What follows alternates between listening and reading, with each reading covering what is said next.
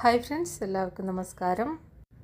അപ്പോൾ ഇന്ന് ഒരു 2-3 മിനിറ്റ് കൊണ്ട് വളരെ എളുപ്പത്തിൽ ഉണ്ടാക്കാൻ പറ്റുന്ന ഒരു സ്നാക്സാണ് കാണിക്കുന്നത്. ഇത് ബ്രെഡൊക്കെ വെച്ചിട്ടുള്ളതാണ്. ഇത് നിങ്ങൾക്ക് ലെഫ്റ്റ് ഓവർ ബ്രെഡും ഇതിന് യൂസ് ചെയ്യാം, ഫ്രഷ് ആയിട്ടുള്ള ബ്രെഡും യൂസ് ചെയ്യാവുന്നതാണ്.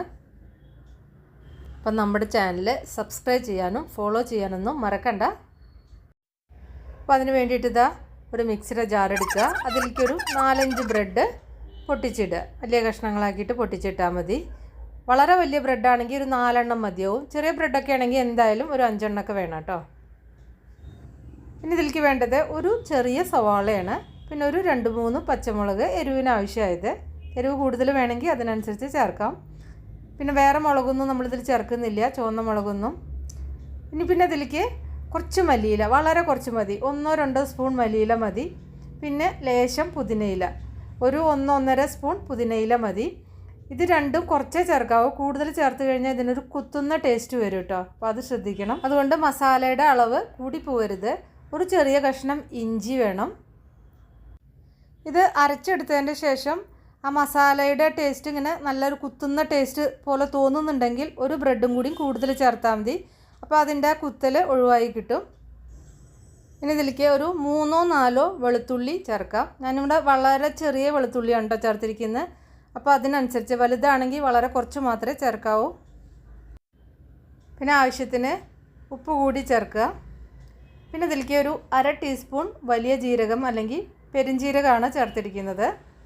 ഇത് നിങ്ങൾക്ക് ഫ്ലേവറിനനുസരിച്ച് ചേർക്കാവുന്നതാണ്. 1/2 ടീസ്പൂണിൽ കൂടുതൽ ചേർക്കരുത് കേട്ടോ. ഇനി ഒട്ടും വെള്ളം ചേർക്കാതെ ഇത് നന്നായിട്ട് അരച്ചെടുക്കുക. വെള്ളം ചേർക്കേണ്ട ആവശ്യം വരില്ല, നമ്മൾ ഉള്ളിയൊക്കെ ചേർക്കുന്നതല്ലേ. ഇനി ചെറിയ ലെമൺ സൈസിലുള്ള ബോൾസ് എടുത്തിട്ട് ഇതിങ്ങനെ ടിക്കി പോലെ പരത്താം, അല്ലെങ്കിൽ ഇങ്ങനെ നീളത്തിൽ കബാബിൻ്റെ ഷേപ്പിലൊക്കെ പരത്തിയെടുക്കാം. നമുക്ക് ഇഷ്ടമുള്ള ഷേപ്പിലെടുക്കാം. ഇങ്ങനെ വറുത്തെടുക്കാൻ ഏറ്റവും എളുപ്പം എനിക്ക് തോന്നുന്നത് നീളത്തിൽ ആയിരിക്കും കേട്ടോ. ഞാനിപ്പോൾ ഇതിങ്ങനെ റൗണ്ടിലാണ് എടുത്തതെന്ന് മാത്രം. വേണമെങ്കിൽ കയ്യിൽ കുറച്ച് എണ്ണ പുരട്ടിയിട്ട് ചെയ്യുമ്പോൾ എളുപ്പത്തിൽ ചെയ്യാൻ പറ്റും. അങ്ങനെ നമുക്ക് ഇഷ്ടമുള്ള ഷേപ്പിൽ പരത്തിയെടുക്കുക. ഇത് നിങ്ങൾക്ക് വേണമെങ്കിൽ ബ്രെഡ് ക്രംസിൽ ഇതേപോലെ ഒന്ന് ഉരുട്ടിയെടുക്കാം, അല്ലാതെ ഡയറക്റ്റായിട്ട് എണ്ണയിൽ വറുത്ത് കോരാം. 2 രീതിയിലായാലും എണ്ണ കുടിക്കൊന്നുമില്ല. അപ്പോൾ ഞാനിത് 2 രീതിയിലും ഉണ്ടാക്കി കാണിക്കുന്നുണ്ട് കേട്ടോ. അപ്പോൾ അത് എണ്ണ അങ്ങനെ നന്നായിട്ട് ചൂടായി വരുമ്പോൾ ഇതിലേക്ക് ഓരോന്നായിട്ട് ഇട്ട് കൊടുക്കുക. എന്നിട്ട് മീഡിയം ഫ്ലെയിമിൽ വെച്ചിട്ട് വറുത്തെടുക്കുക. ഇത്രയേ ഉള്ളൂ. നല്ല ടേസ്റ്റാണത്. ചട്നിയുടെ ഒന്നും ആവശ്യമില്ല. ഇനിയിപ്പോൾ സോസൊക്കെ ഉണ്ടെങ്കിൽ അത് കൂട്ടിയിട്ടും കഴിക്കാവുന്നതാണ്. പെട്ടെന്ന് ഉണ്ടാക്കാൻ പറ്റുന്നൊരു പലഹാരമാണ്. കുട്ടികൾക്കൊക്കെ എന്തായാലും ഇഷ്ടപ്പെടും. നല്ലൊരു കബാബിൻ്റെ ഒരു ഫ്ലേവറാണ് കേട്ടോ.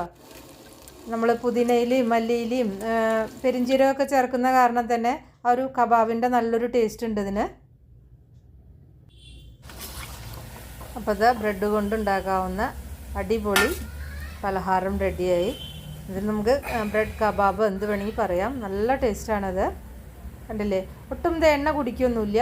നിങ്ങൾക്ക് ബ്രെഡ് ക്രംസിൽ ഉരുട്ടിയിട്ട് വറക്കാം, അല്ലാതെയും വറക്കാം. രണ്ടായാലും എണ്ണ കുടിക്കൊന്നുമില്ല കേട്ടോ. അപ്പോൾ നിങ്ങൾ ഉണ്ടാക്കി നോക്കിയിട്ട് ഫീഡ്ബാക്കൊക്കെ അറിയിക്കുക. ഇഷ്ടപ്പെട്ടാൽ ലൈക്ക് ചെയ്യാനും ഷെയർ ചെയ്യാനും ഫോളോ ചെയ്യാനും കമൻറ്റ് ചെയ്യാനൊന്നും മറക്കണ്ട. അപ്പോൾ ഇനി നമുക്ക് വേറെ ഈസി റെസിപ്പി വീണ്ടും കാണാം. Thank you.